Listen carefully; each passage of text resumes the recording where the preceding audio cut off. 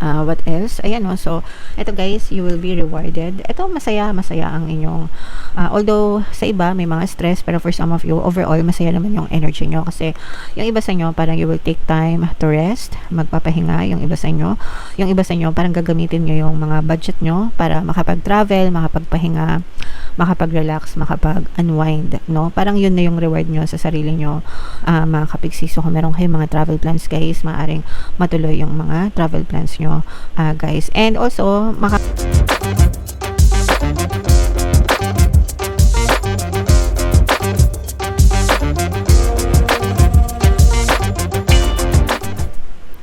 hello guys, hello Virgo, welcome back to Pinay Pixie Tarot. Ang pamagat ng episode natin for tonight is December 1 to 15 kapalaran, first half kapalaran, guys, para sa Virgo, Sun, Moon, Rising Sign, and Venus.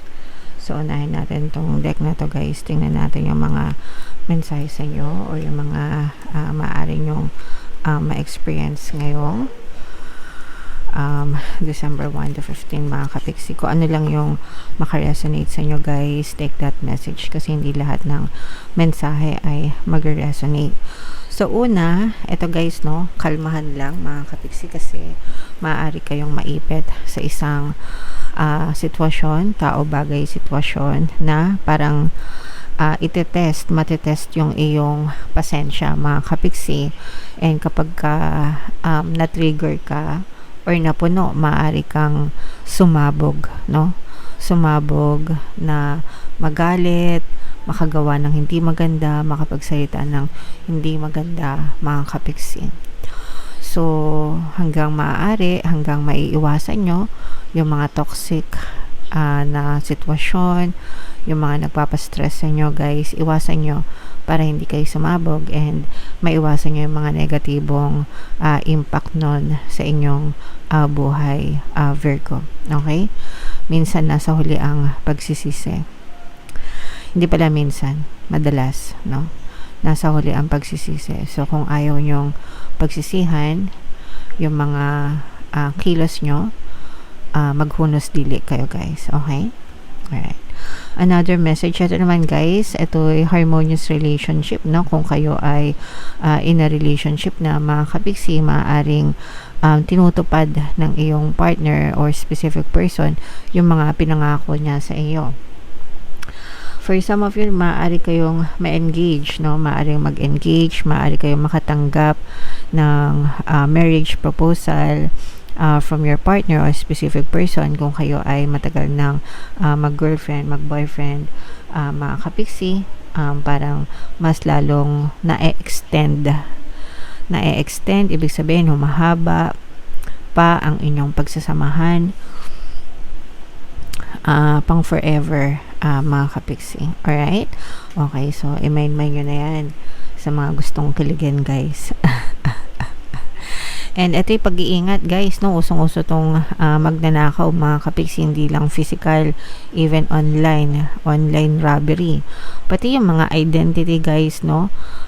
Kung napapansin nyo sa mga SOCMED accounts, minsan nilanakaw yung, kahit nga dun sa ating page, mga kapiksi, yung Facebook page natin na Pinoy Pixie Tarot, ang daming nangongopya ng page ko, tapos chinachat yung mga followers ko na nag-aalok ng mga reading pero may bayad.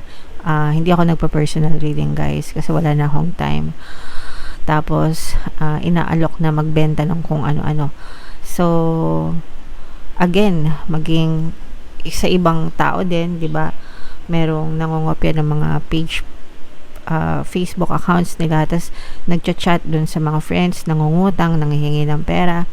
So, mag-ingat, mga kapiksi, sa mga ganong klaseng scam. Kapag may nangutang sa inyo, alamin nyo muna mismo direkta dun sa tao, kasi baka mamaya na-hack na pala yung mga accounts nila. And ganun din sa mga physical na robbery, sa paglalakbay nyo ngayon, guys, yung mga hold up, snatch, marami pa rin guys, no? So, lalo na yung mga nagpa-public transpo, ingat-ingat na lang, mga kapiksi. Alright? Sa bahay nyo,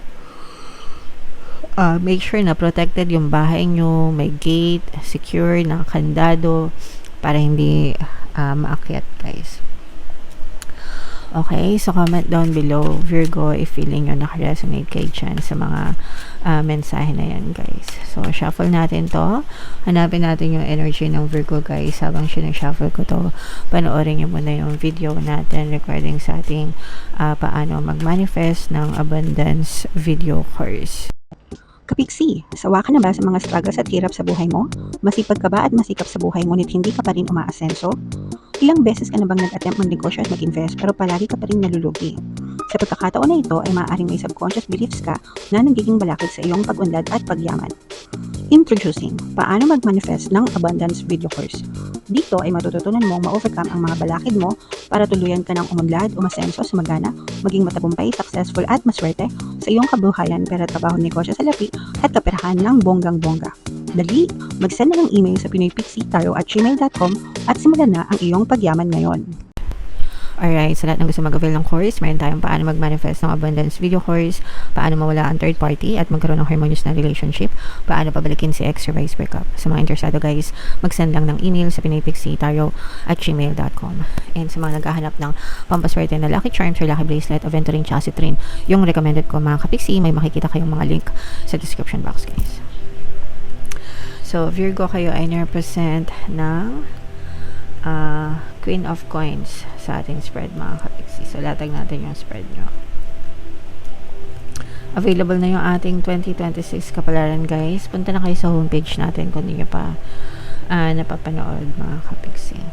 So, ito yung negative and positive. Unahin natin yung negative. Ito yung babala, no? Na maaari kayong maka-experience ng mga problema. Ito guys, yung sinasabi ko sa inyo na stress, no? Iwasan nyo yung stress, mga kapixie, kasi kapag na-stress kayo guys, maaari kayong sumabog.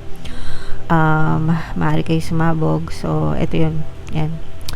So, may mga problema na maaari kayong ma-experience na makakapagpa-trigger ng inyong pasensya, mga kapixie, and parang mas magdudulot ito ng malalang gulo kapag ito hindi naagapan guys, lalo na yung mga angilan, no? Angilan, basta mga away, mga kapixie, lalo na sa pamilya guys. Mag-aano pa naman, magpapaskat bagong taon pa naman, baka yung iba sa inyo may mga alitan pa sa pamilya. Kailangan ayusin nyo guys, panatilihin ang pagiging compassionate kasi baka magkainitan, mga kapixie, lalo na pagka mga laseng, no, nagiinom. Yan, mahirap yan guys. So, ingat-ingat na lang. On the positive side naman mga kapixie, ito nakikita natin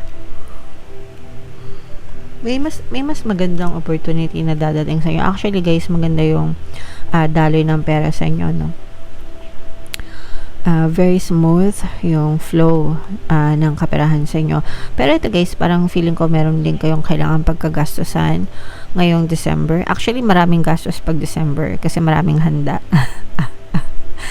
Maraming handaan, maraming mga regalo, no? And okay lang naman yun guys kasi seasonal lang naman. Pero kung hindi naman masyadong kaya ng budget guys, medyo magtipid-tipid na lang ng konti mga kapixie. Pero ang maganda dito, nakikita natin is may magandang opportunity na dadating sa inyo guys na parang mas magiging stable yung pamumuhay mo kapag tinake mo tong opportunity na to. Kung stable na yung buhay mo ngayon, parang magdadagdag pa to sa status ng stability mo, especially pagdating sa finances guys. Okay, so i-explore nyo lang yung mga opportunity na yan mga kapixie habang dumadating pa, di ba? Kasi you'll never know, baka mamaya nandun na pala yung success mo sa buhay. Alright,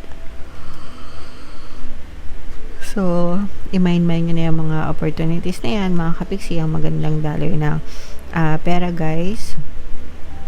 What else? Ayan, no? So eto guys, you will be rewarded. Ito masaya ang inyong although sa iba may mga stress, pero for some of you, overall masaya naman yung energy nyo kasi yung iba sa inyo parang you will take time to rest, magpapahinga. Yung iba sa inyo parang gagamitin nyo yung mga budget nyo para makapag-travel, makapagpahinga, makapag-relax, makapag-unwind, no? Parang yun na yung reward nyo sa sarili nyo, mga kapiksi. So, kung meron kayong mga travel plans, guys, maaring matuloy yung mga travel plans nyo, guys. And also, makakatanggap din kayo ng parang magagandang aguinaldo from the universe.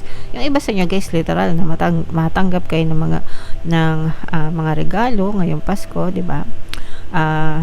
Christmas season. But yung iba sa inyo, guys, parang meron talagang gift na ibibigay sa inyo sa universe, parang surprise. So kung meron kayong mga dinadasal, guys, abangan nyo yan kasi baka yan na yung mga sagot, no? Ni universe sa mga dasal nyo, yung mga aguinaldo na yan, mga kapiksi. Alright, so i-mind nyo na yan, guys, sa comment section. Excuse me. So bunot lang tayo ng isa pang card para sa inyong additional na mensahe, Virgo. Fear, no? So ito, guys, pagdating sa fear, you have to face your darkness, you have to face your fears, your doubts. Yung palagi kong sinasabi sa inyo, fear is a state of mind. Nasa isip lang siya. Kung hindi nyo siya isipin, hindi siya mapupush out sa inyong physical reality. And pagdating ulit sa fear, yung favorite na sinasabi ko sa inyo, sinulat ng author ng Dune, mga kapiksi, I must not fear. Fear is the mind killer. Fear is the mind killer. It's a little death that brings obliteration. So, kung palagi kayo nanonood ng channel ko, guys, kabisado nyo na yan. Pero yung takot kasi, guys, yan yung pumapatay sa mga pangarap natin, no? Kapag ka nauunahan tayo ng takot, nauunahan tayo ng duda, napaparalyze tayo, napaparanoid tayo, wala na tayong nagagawa, hindi na tayo nakakilos, hindi pa nakakapagsimula, sumuko na agad, no? So, kapag ka malakas yung fear mo, guys, talagang masasayang yung mga pangarap mo sa buhay. So, go lang, Virgo. Alright? You'll never know the result unless you try. So, try lang ng try, mga kapiksi. Alright? Okay, so comment down below, Virgo, if feeling nyo naka-resonate kayo. Yung mga magaganda dito, i-mind nyo na sa comment section. Ito yung ating 2026 kapalaran, guys. Ito naman yung ating success stories ng paano mag-manifest ng abundance video course. Click here to subscribe, guys. Thank you for liking, sharing, and subscribing. See you next time. I love you all. Have a nice day. Bye-bye.